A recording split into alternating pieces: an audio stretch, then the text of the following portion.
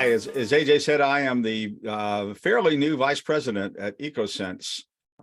Just to give you a quick background on me, back in about 1990, my business partner and I started a radon monitor manufacturing and leasing company called Radon-risk, which is still in business.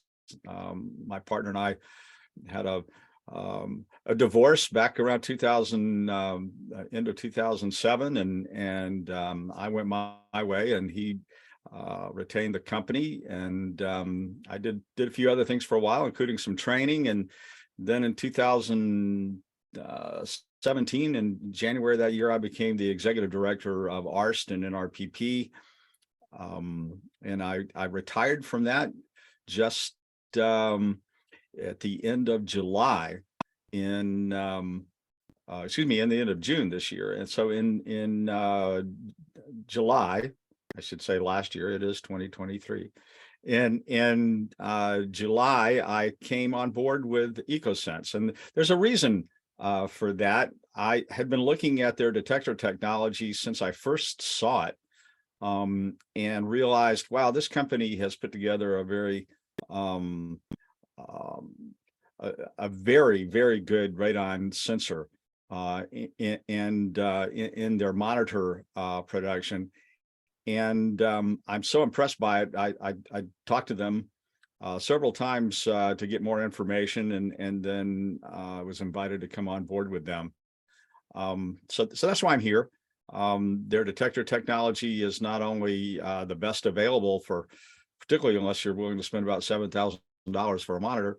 It's also very, very affordable, and less expensive than some units that are very well known out there in the radon testing business that don't perform nearly as well. So that's a little bit about me. I see we have almost 24 people, I think, that have joined. So I thank you for taking the time to join me. So I'm going to go ahead and get started here and share my screen. So what we're going to be talking about today are some surefire ways to sell more radon tests. And as I said, I've been at this a long time, and home inspection, the home inspection industry does more radon testing than any single group, because it's an ancillary service for a whole lot of home inspectors across the country. And that's a function of the fact that back around 1992, the EPA decided they wanted to encourage people to do radon testing, and came out with protocols for testing within the time constraints of a real estate transaction. So that's true in the United States. A lot of what I'm going to be talking about are ways you would do that there. But I did notice we had a fellow who said hello from Alberta, Canada, and so I don't want to leave you out. As I go through this, I'll mention some things that perhaps will be helpful to you in your market. Even though the protocols and recommendations from Health Canada are a little different than they are in the United States from the Environmental Protection Agency. So the first one on the list of these 6 ways that you can sell more radon tests is to don't wait for them to ask. And I bring this one up because I was at the InterNACHI conference this past year, late in the year, out in California. Maybe some of you were there, and I was hearing home inspectors tell me that they just don't get many calls for radon in their area, and I've heard that for years, and I wanted to address it. And it really comes down to this: if you wait for them to ask, you're probably not going to get many calls, particularly in a lot of the markets that you may serve. And the reason is simple. People know to get a home inspection because their real estate agent tells them that that's a good idea, unless, except for perhaps in some cases. But they don't really know about ancillary services, and they don't really understand radon, and they've got a lot going on when they're purchasing a house. And if someone doesn't bring it up to them, then they're not going to think to ask for it. So the other part of that is, even if you ask them, hey, would you like me to do a radon test? as part of my home inspection. Most people are ignorant enough about the radon health risk that they're probably just going to decline, figuring you're trying to just make an extra buck, and they don't really understand it. And people are not willing sometimes to be straightforward and say, hey, I don't really understand why I should have one. Why don't you take a minute and tell me? So my advice to you, for what it's worth, is to treat a radon test as a natural thing that's always going to occur as part of a home inspection. And so make your question, instead of would you like a radon test, ask them if they have scheduled someone else to do their radon test, or if they've got somebody else to do the test for them. So as you see here in this slide, am I doing your radon test, or have you arranged that with a testing firm?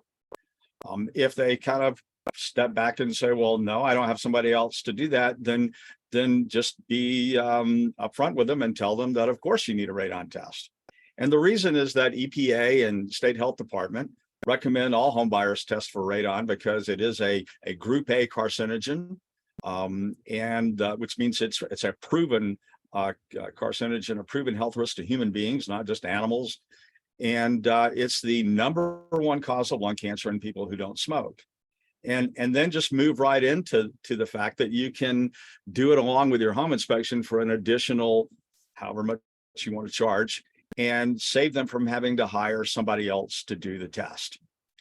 Now, I have experience from this from back in the 90s, when I actually used to do some radon testing. I have experience with this with customers even back in the day I had my other businesses, and they found that this does work as long as you are consistent with your approach. But the other part to this is you probably have people, or you will if you're just getting started and you're growing, that answer the phones for you and talk to clients as they call into the office and say, they'd like to hire you to do home inspections. So take the time to train your customer support staff, those people who answer the phone, to make the same pitch. So are we doing your radon test, or have you scheduled that with a radon testing firm? And that may take them off guard. And again, you need to train your staff to say, well, absolutely, you need to have this done for the same reasons, and make the same pitch. We can do it as part of the home inspection and save you from having to call someone else.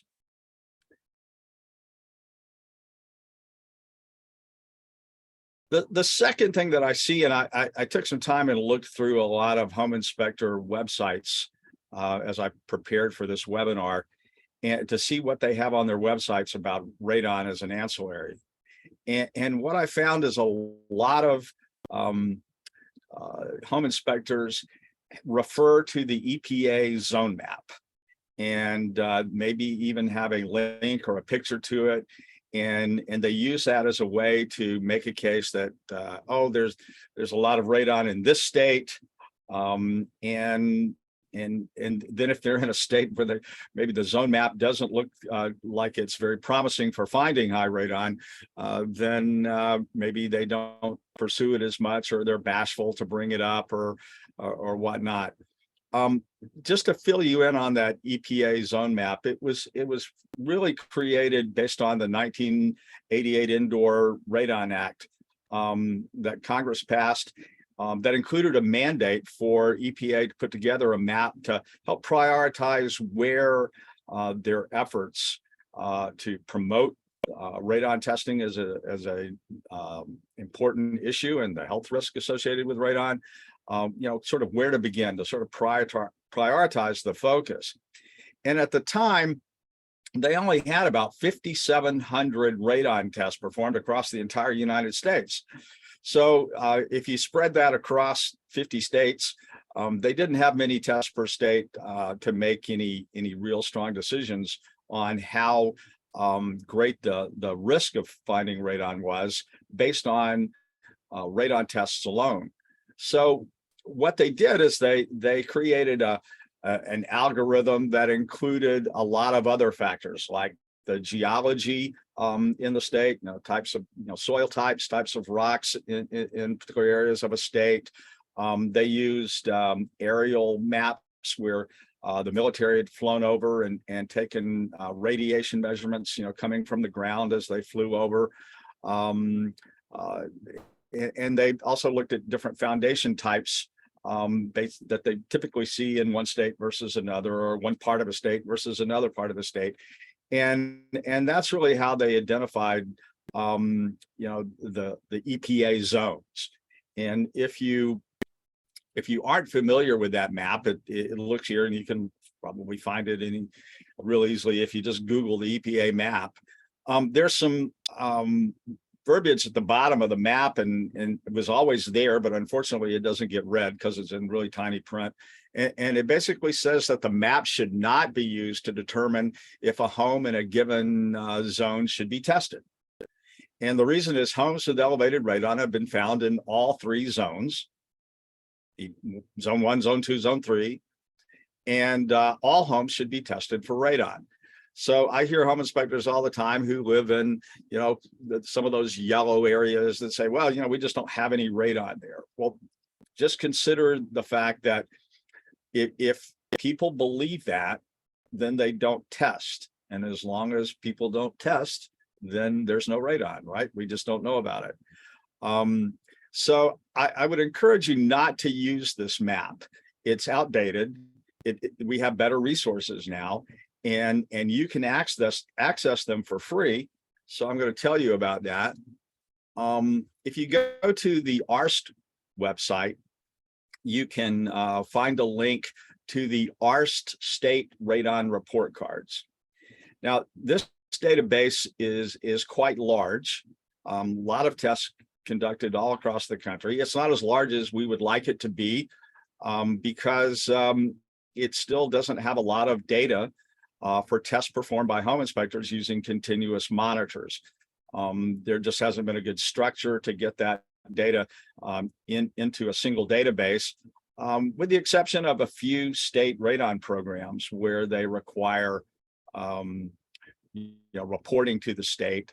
And the problem with that is even some of those states don't want to share that data, perhaps with the database that I'm referring to here. And that database is kept by the Center for Disease Control. And so they've collected some 3.5 million radon tests across the country. And so after they put this into a database, unfortunately, they didn't put it into a map that is very easy for consumers to just look at and quickly determine, what's going on in their state. It's the map on the CDC site is more for researchers, and you have to go put in certain parameters, and you can look at things different ways and find different information depending on how you set the metrics. And so what the ARST organization did while I was there as executive director was put together these report cards. And so, for example, I'm going to show you this slide. This is the ARST state report card for the state of Georgia. If you looked back at the EPA map, I'll switch back here for just a second. You can see that, there's a little bit of zone 1. There are about four counties, a little bit of zone 2, and a lot of zone 3. But if you look at the report card, you can see that here in the state of Georgia, that there have been, let's see if I can find the number here. Looking at the number of tests, you can see here that 25% of the tests that have been performed in Georgia showed a concentration of 4 picocuries per liter or higher. So it also tells you that another 31%, fell between 2 and 4. So you can get some information here. You can click through it.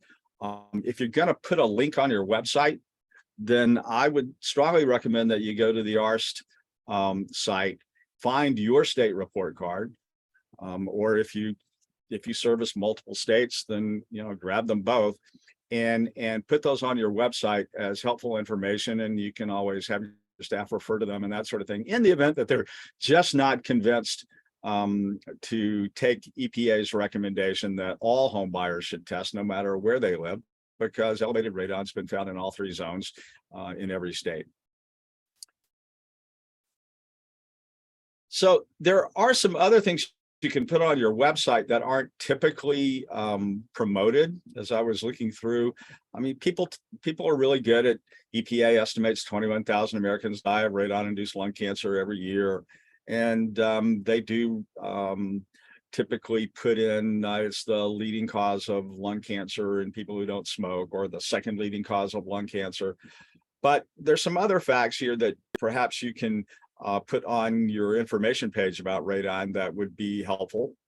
And if you get familiar enough that you can talk about them when you're engaging with clients, then that could be a benefit as well. So first of all, don't forget that radon is not only occurring in homes with basements. The whole radon issue began in Pennsylvania when a worker at the Limerick nuclear power plant set off the alarms going into work. And they were trying to figure out why that was happening, and they discovered incredibly high radon concentrations in the home where he lived. And the radon decay products that are produced as the gas atoms decay were so heavy in the air that his clothing would catch them, and as he went into work, that the radiation from those radon decay products were setting off the alarms. And if you're familiar with Pennsylvania, then probably the great majority of housing in that state has basements. So people began to look at radon as something that you'll find in homes with basements. So yes, there's a myth out there that, well, my home doesn't have a basement, or the home I'm buying doesn't have a basement, so I don't need to worry about it. Well, elevated radon, just FYI, can be found in homes that are built slab on grade, homes built over crawl spaces, combination foundation types. So it's good to have that information on your site. It also, people think, well, my house is drafty and old, so it's getting a lot of ventilation, so I'm not going to have radon. Drafty houses can have elevated radon. Back when the issue was first really discovered as a problem in homes in the late 80s, most houses were kind of drafty. And also, if you make them very well insulated, they're typically going to be more airtight in the process.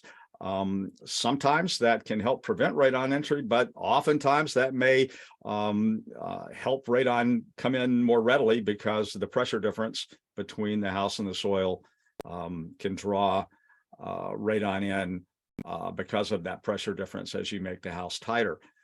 So I would encourage you to perhaps put something, a statement like that on your site. Another fact that doesn't often get promoted, but regular exposure to 4 picocuries per liter of radon, which is the EPA action level, is comparable in risk to smoking 8 cigarettes a day or getting 200 chest x-rays per year.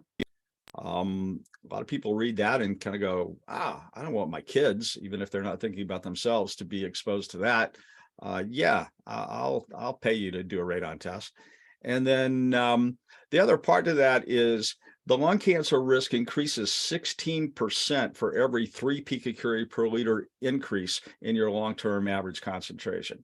So if you move from 4 picocuries per liter in one home, and then you go to another home and the average concentration is 7, then the risk is 16% higher for those folks. And it continues to go up 16% for every, for that every 3 picocurie per liter increase. So again, cancer, it has a lot of factors involved with it. So it's not to say, just like smoking, we have plenty of data on smoking causes lung cancer.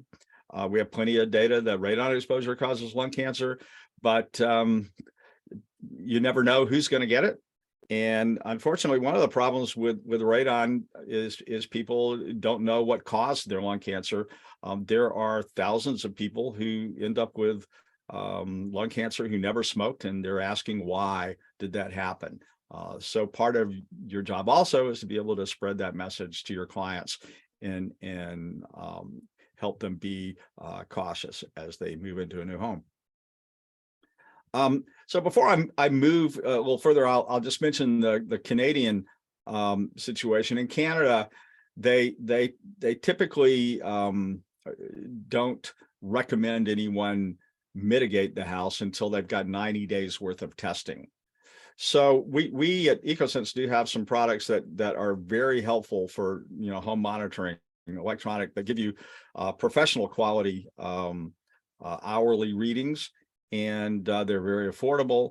And we have a program where you could actually profit from selling those to your clients, make a commission, and give them a little discount in the process. So I'll mention that again as we get toward the end, but that may be an approach for if you're an inspector in Canada, where perhaps selling a short-term test during the inspection is not as simple as it is here in the US. A couple other factors here that you can put on your website. According to the CDC, the risk to children exposed to radon may be almost twice as high as the risk to adults exposed to the same amount of radon. And indoor radon levels do fluctuate throughout the day and night, and from month to month, and from week to week, from month to month, week to week. And it's really good to get continuous monitoring for a longer period of time, even if you are restricted to a 2 or 3 day test for a real estate transaction. Another opportunity to perhaps sell your client a long-term monitor after you explain to them, hey, here are your results. We did everything according to the protocol, took all the proper precautions to get you a good test, but we were limited by being able to test for only a 2 or 3 day window because of need to close the sale, right? So keep that in mind. The next thing I want to mention, and I'll try to speed up here at least as I go through my slides to make sure I don't keep you too late, is a radon warning statement that you could put in your inspection agreements. And basically, this would just be something you put in your basic contract, your agreement that they go through and sign. And it would say something like the US EPA, the Center for Disease Control. You could add in your state health department because they all make the same recommendation. Strongly recommend that all home buyers have an indoor radon test performed prior to purchase or taking occupancy, and recommend mitigation if the levels are above or at or above 4 picocuries per liter. And there's another portion of that you can see about all homes should be tested for radon regardless of geographic location or foundation type, and gives a little explanation why. And then to add a little more persuasion to that statement is you just have them sign off. So you're not pushing it, you're just giving them information, and they would sign off that I choose to have a radon test performed as part of the home inspection for an additional fee, or whatever you decide to charge them, or not have a radon test performed and assume all liability and consequences for my decision. And then there's some other information you could choose to put in there or not. For example, properly installed radon control systems will permanently reduce radon concentrations up to 99%, because most systems prevent soil air from entering the house. You may also notice other air quality improvements, such as lower humidity, because that damp air from below the slab or from the crawl space can't come in anymore. So you get some added benefit there. Radon control systems will not decrease the appraisal value of the home. In fact, it's commonly accepted as a home improvement. If you have a system that's controlling the radon, that's even better than one that's kind of hovering in, particularly in that 3 to 4 range that can go up at certain times depending on seasons and how you're using your air handler and that sort of thing. So here's why I know this works. Back in I can't remember how many years, it's back in the 2000s, I created a draft for a regulation called the Illinois Radon Awareness Act. And if you're familiar with Gloria Lennertz, who's a very strong advocate for having people test, she was unfortunate enough to lose her husband to lung cancer, and he didn't smoke, and discovered after the fact that they'd been living in high radon for many years. So she took this format to the state legislature and was successful with a group of professionals like yourselves in getting it passed through the Illinois General Assembly. And so the Illinois Radon Awareness Act mandated disclosure of radon risks and during a transaction. And it also was very successful. So it still has the disclosure. You have to sign off on it. All the things that I just described that you put in your inspection agreement are in this document that has to be provided to every home buyer, either by the agent or by the seller if they're selling their own home, by law in the state of Illinois.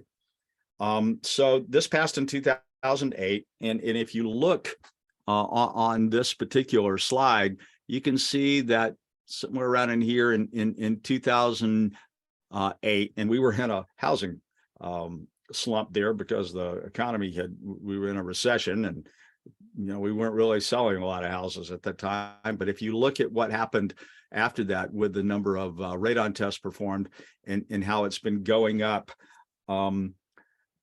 it's been going up significantly since 2008. And at least the latest data I have, which is a few years old, indicates that the increase in the number of radon tests during the real estate transaction went from 8% to 55%, just as a result of this notification, this information, and the fact that they had the initial offer. I want it or I don't, and assume all the liability. I encourage you to take a look at that as part of your inspection agreement. This approach also obviously resulted in a lot of mitigation systems being installed. If you look here around 2008, you can see, and this was even during that period where home sales were down because of the economy. And then you look and see that steady growth in mitigations every year. That's because people in Illinois are getting this information on every home sale, and it's producing results.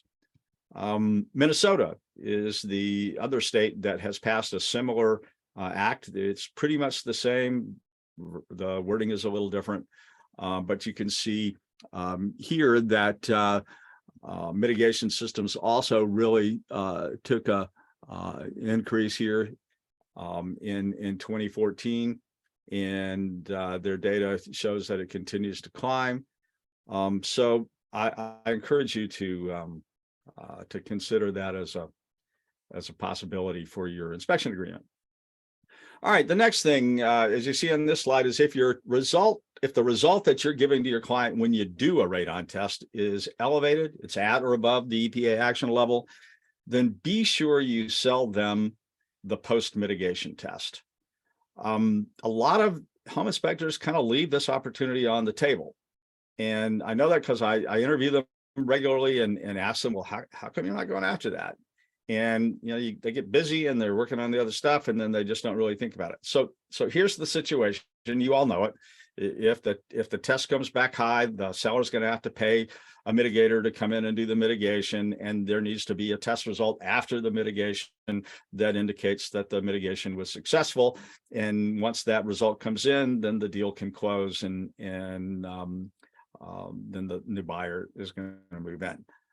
So it's imperative here that you let your home buyer, the one you're working for, know that if the test results on the test you did perform are elevated, that they need to hire you to come back and do that post-mitigation test. They trusted you to do the pre-mitigation test. They should trust you to do the post-mitigation test. You'll come back and do that for an additional fee of what you deem appropriate. And you tell them the reason is because they can count on you. You're their advocate, not the mitigator that's installing the system or whoever the agent may hire or whatever. You're their advocate.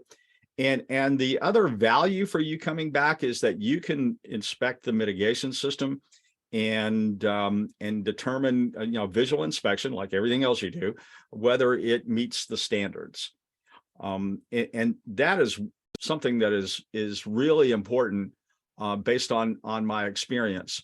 I've got here, this buyer needed you. When I was executive director at Arston NRPP, all of the time we would get complaints from mitigators about mitigators who installed a system, something like this, where they violated the standards and didn't do the job the way it should be.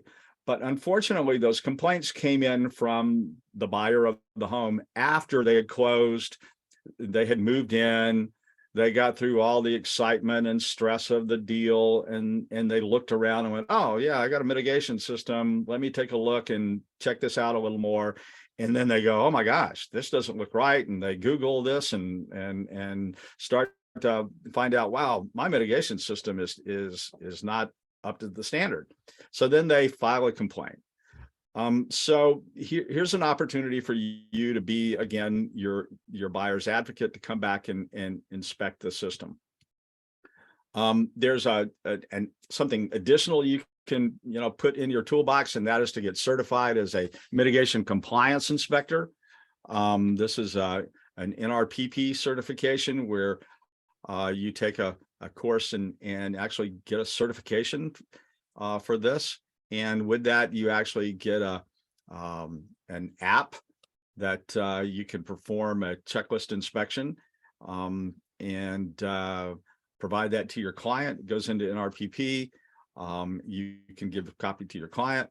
And so you've got an extra credential for doing that valuable inspection. So if you look on the ARST, or actually the NRPP website, National Radon Proficiency Program, you can find all the information about what they call the Soil Gas Mitigation Compliance Inspector. And they'll describe there, as you see here, that their role is to represent home buyers by verifying if the system meets the minimum standards, help resolve citizen complaints to NRPP. So there could also be an opportunity for you to go out and if NRPP is doing a investigating a complaint with somebody who's not willing to go back out and work with their client, which does happen, then you could perhaps help with that and get paid for it. And then assist state radon programs with compliance enforcement. State of Indiana is a state, and there are some others looking at it, that are actually paying compliance inspectors to do inspections as part of their state radon program.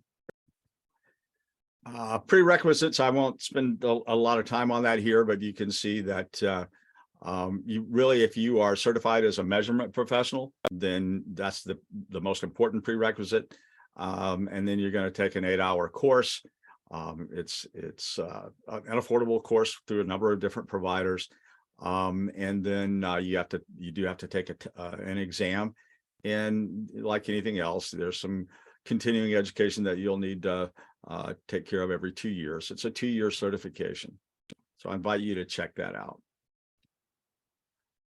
Okay, and then finally, I would suggest to you to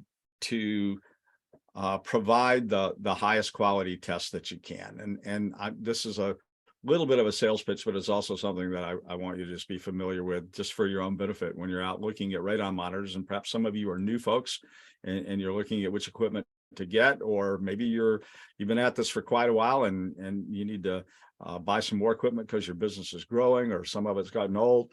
The sensitivity, or what I prefer to call counting efficiency, on the Radon Pro that Ecosense sells is 30 counts per hour per picocurie per liter. And you may not, or you may be real familiar with what that means. But if you look at other units out there that are commonly used in real estate testing by professionals like yourselves, they don't have near this counting efficiency. And what that means is, if you gather all the random counts that would occur at a given radon concentration, throughout the course of a 2 or 3 day test, because it is random radiation counting. After 2 or 3 days, then those lower efficiency detectors will give you a pretty good number. They could be better if they had a greater detector efficiency. But the real benefit of a continuous monitor is that you get hourly readings that can help you look at trends and what occurred during the environment while the test was going on. So I'll give you a little description here, and you don't need to worry about the math. I'll be glad to share this with you, but basically what they do is, what's the counting error? And in this, I'm talking about for 1 hour, not for 48 hours, 1 hour. So how valuable are the 1 hour readings? So if the radon reading with a Radon-i Pro or even our homeowner units is 4 picocuries per liter, then a 2 sigma error, which means there's a 95% confidence level, is that the reading falls between 3.3 and 4.7. So for such a short time window, that's pretty close. I mean, yeah, there's an error in every measure, but between 3.3 and 4.7, if it's reading 4, could be a little less, could be a little more, but that's pretty close. By comparison, if you look at, say, a 1028, which gives you 2.7 counts per hour per picocurie per liter, then a 4 picocurie per liter reading for the hour, again, let me stress, for the hour, could be as low as 1.4 or as high as 6.6 because of the error involved, because you're getting so many less counts per hour per picocurie per liter. So this 10.8 is based at 4 picocurie per liter concentration. That's all the counts you're typically going to get on average with that detector. So you can see the error bar is much greater. If you look at another real popular unit that's out there, it gets a little higher. It's at 3.7 counts per hour per picocurie per liter. So it gets 1 more count per hour for every picocurie per liter. But you can still see that there's that 1 hour number is plus or minus 54%. So it could be as low as 1.8 or as high as 6.2. So the value of having that higher detector efficiency really shows up when you're looking at the data you're providing. And the whole reason you want to provide a test result with a continuous monitor is to give your clients good data. So I'm going to close out, and then I'm going to take some questions, because I see we've got quite a few in the chat, and I don't want to keep you running any longer than we really need to, because I very much appreciate your time. If you go to this particular, well, I guess it won't let me go there. All right, there's a ecosense.io/pages/InterNACHI. If you go there, you're going to go to a site that we created especially for InterNACHI, and you can get discounts off our products because you're an InterNACHI member. The other thing I want to share with you is, if you use this code right here, Dallas95, if you go to our site, then you'll get, for the next 48 hours, you'll get $95 off our Radon-i Pro. Our Radon-i Pro is $795 regularly, so that's going to bring it down to $700. And you can see one of the things that our Radon-i Pro does is it will enable you to prepare easily an ARST compliant or a report that's compliant with the ANSI standards. So we've got an app that you'd communicate with the device when you're in the field. We've got a dashboard that helps you manage your devices and your technicians, your admin staff, or whomever can do that. From there, you can set up templates for the reports and customize them for specific technicians that you have as part of your business. So there's a lot of useful functions between the admin app and the smartphone app. So I encourage you to take a look at that on our website. And if you want to get a deal on those, there they are. So I'm going to come over here to, I've got some in chat and I've got some in questions and answers. So one question that came up is, does radon give lung cancer to non-smokers? Yes. When I say that radon is the #1 cause of lung cancer in people who never smoked, that is a true statement, and they have the data to back it up. And what we're seeing now that kind of got lost in the data for a long time is, so many people smoked cigarettes for so long that it was kind of hard to single out, those folks who never smoked. And they were certainly outnumbered. But now that fewer people are smoking cigarettes, we're seeing a lot of people who have developed lung cancer who never smoked cigarettes. And the data, epidemiology data that's been collected for quite a long time, and not just from the United States, but from all over the world, it's been pulled together, studied and studied and studied. Shows indeed that radon does cause lung cancer in non-smokers. So to be clear, it's like smoking. There are people who puff on cigarettes. Maybe do a pack and a half a day live to be 90 years old, and something else killed them. And you say, well, it didn't hurt them, but then there are a whole lot of people who, that was the cause of their death. So let me get to another one here. Chat. Move up here to the top, bear with me. So let's see. I got one from Russell. He just mentioned and to I don't know, to AJ, but just came across this webinar today, and his webinar on the 17th would be a good complimentary webinar to this one. Any way or appropriate, or is it appropriate to plug that webinar at the end of this one? I don't think that's a problem. AJ will take care of that. Good thing about InterNACHI is they're always working real hard to make sure that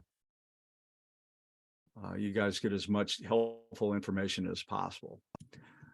Here's one from Daniel who says, over the summer, I encapsulated my crawl space and my Radon I Pro indicates 14 to 20 picocuries per liter. That can happen.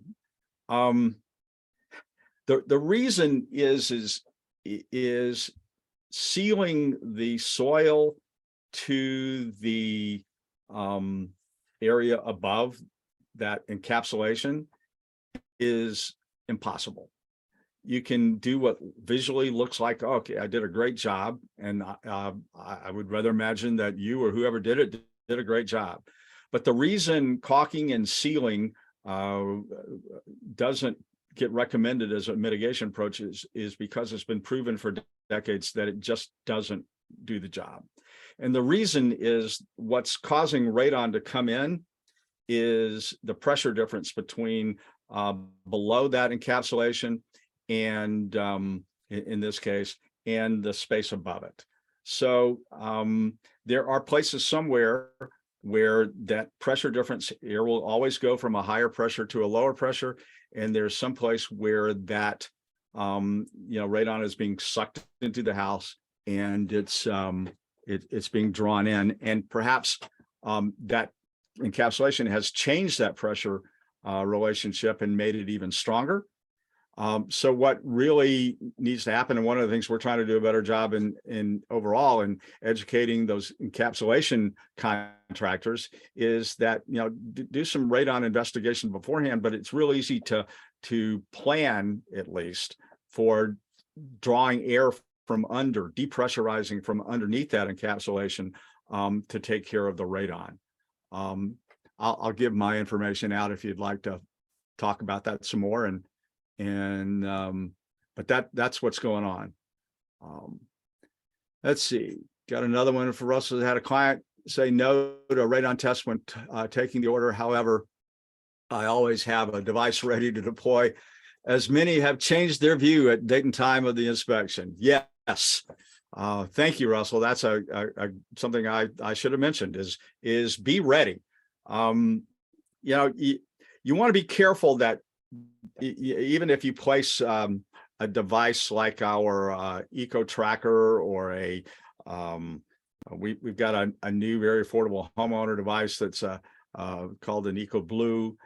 If you just place it out while you're doing the inspection, it's going to indicate that they've got radon because the response function is good enough at 30 counts per hour per picocurie per liter that you're going to get some data in that short time. Again, it's not averaging over a long window, but at least it may indicate to the client that, wow, I should test. Or as you probably are doing, Russell, you're able to talk to them a little bit while you're there.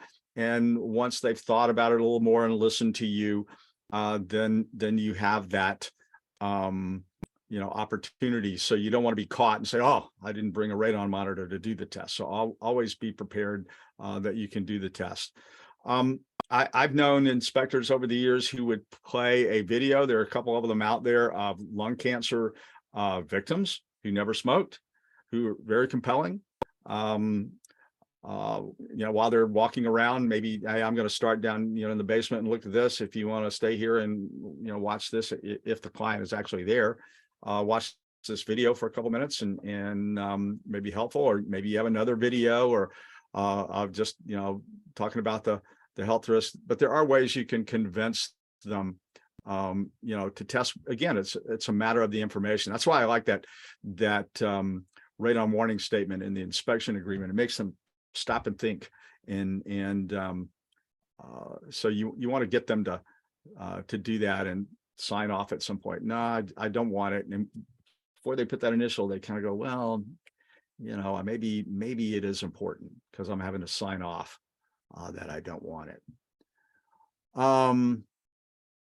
Okay, another one here. In addition to online yes or no radon agreements, if the client is present, my inspectors and I ask or confirm radon testing is no directly and answer any radon questions.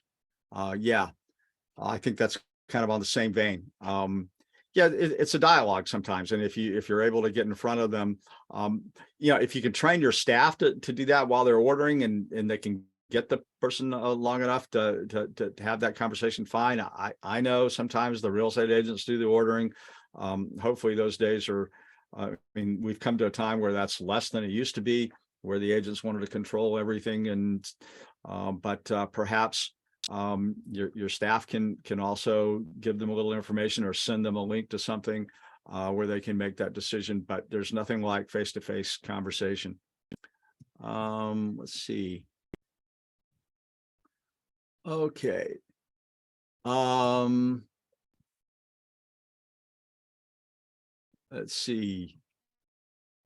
Something about if you are NRPP certified, reach out to local realtor groups. Okay, so Russell, I think, is doing is it Russell who's doing the next webinar? I think so. Yeah, realtor groups are also an important target, particularly if you're in an area where radon testing isn't as common as in others, and you're trying to work there. Remember, there was a time when radon testing wasn't common anywhere. So yeah, educating the agents where they're not fearful.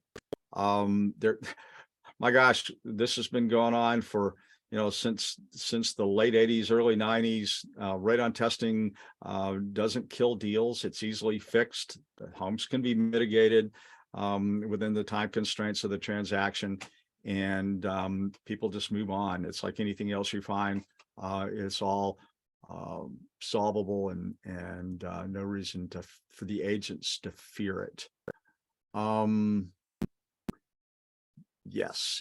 Oh, another point, when you're out doing realtor presentations, if you can kind of document that and what you are, what you're teaching to or information you're giving to the agents, If you're NRPP certified, they do have what they call a category 2, which I'll be glad to give you a something that you can submit for category 2, even for attending this webinar for the hour.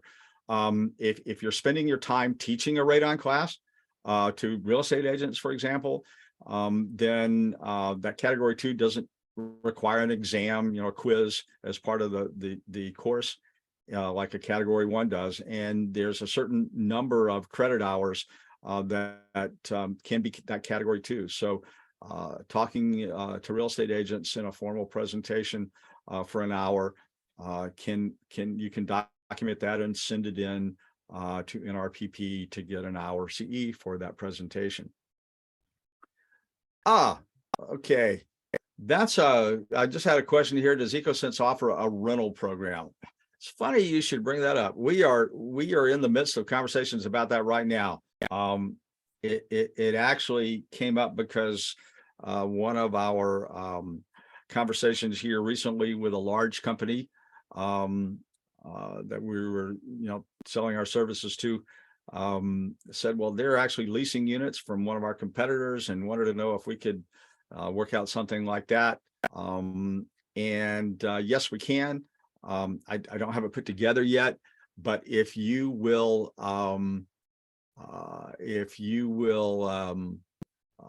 email me, and I'll give you my email address here in just a second, then I'll stay in touch with you. And as we get that put together here this year at some point, then I'll be sure to let you know. Let's see, QA, got some more over here in QA. Sean, how many short-term and long-term radon testers would you recommend a home inspector have in stock? If you're just starting out, well, I think if you're just starting out, it would kind of depend. Sean, if you'll text me in kind of what state you're in, that would also help. I would say you need at least a couple of radon eye pros or short, to do short-term tests with, because if you've got one out testing for 2 days, then you're out of business as far as doing radon tests. So a couple, I think, would be the minimum you'd want to have, even if you're not doing a lot of testing to begin with. You're in a business, and that's an investment, and your objective would obviously be, as to keep them busy. So I would say that. As far as those long-term devices, I talk to a lot of inspectors these days that keep a few to have there where they can sell them to their clients and make something, because again, it's face to face. You get it in front of them. So you can order some from us that way. The other thing is, if you're on our referral club, then basically you can show them one and say, look, if you want to go here and order on my, from my page, we'll give you a landing page. If you're part of the referral club, order one of these home units, then you'll get a discount or the lowest price if we've got a special Amazon sale or something like that, but you'll get a commission on it. And you'll actually have a little dashboard that keeps track of where you can see the sales that have come through your code, whether it's from your website to your particular landing page, or whether you just gave somebody the code on a card or whatever, and they typed it into our website. You will get the credit on it, and we pay those out every month, typically via PayPal, or if you want it, go to your bank. We can take your routing number and do that too. So I would certainly invite you to, get out and sell them and be aggressive, but yet 2, I think, would be the very minimum. If you live in, let's see, did I see a state come in? If you live in a state where radon testing is rather common, then, you may want to get a third one. If you're living in Arizona, then, I would say probably, until that market gets a little more mature, then maybe 2 is plenty. Let's see. Did I get it? Did I get all of those questions?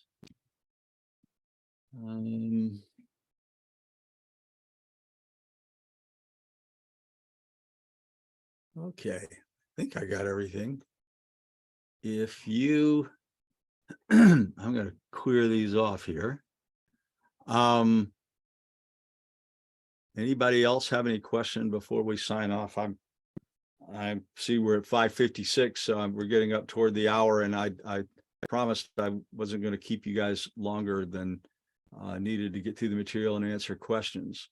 All right, so I'm going to give you my email address, and it's pretty simple. You can see my name on the screen there. It's Dallas Jones, but my email address is just djones, D-J-O-N-E-S, at Ecosense. It's not .com, it's .io, ecosense.io, djones at ecosense.io. And I'll type it in here if you guys want to take a look. I'll even put my phone number. So I really want to thank you for your time. I want to thank AJ and InterNACHI for giving me the opportunity. I hope I get invited to come back and perhaps provide some information on some other related topics, things particularly with radon. That's been my business for most of my life. So if I can be of value to you in any way, then I hope you'll email me and I will get back to you. I appreciate the opportunity.